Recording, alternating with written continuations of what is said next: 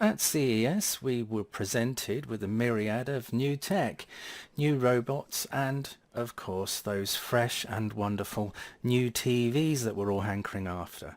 The focus very clearly being on 8K, of course, and the beginnings of hopefully more affordable 8K tech. Still expensive, of course, and still out the range of most of us, but for now we're seeing these press conferences and keynotes from the likes of LG and Panasonic.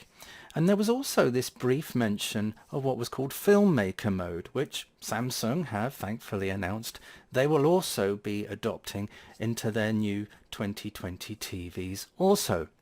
So the question begs, what on earth is FilmMaker mode? Why are sort of the directors that are making all these great films so happy to see its arrival, and why should you really care?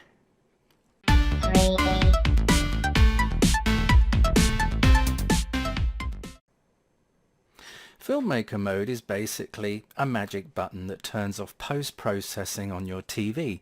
Something like I'm sure Tom Cruise would be delighted to hear. It is important, however, to have a mode that does indeed turn off post-processing. I've been banging on about post-processing for years and years, and why in collaborations it should be at least limited or at best turned off.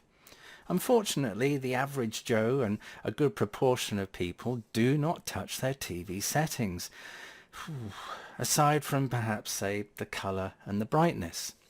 Now, those settings are hidden away in the expert settings usually and are rarely touched, and as a result most people watching movies on their TVs wonder why it doesn't look like the movie that they saw in the cinema.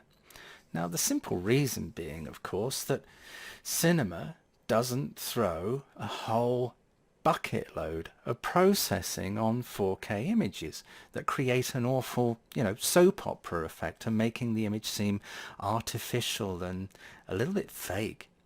To have then an option, a button that simply turns off those settings and perhaps adjusts the other settings to align with what the directors and what, say, are cinema standards, much like many of my calibrations do, then that can only be, in my eyes, a very good thing.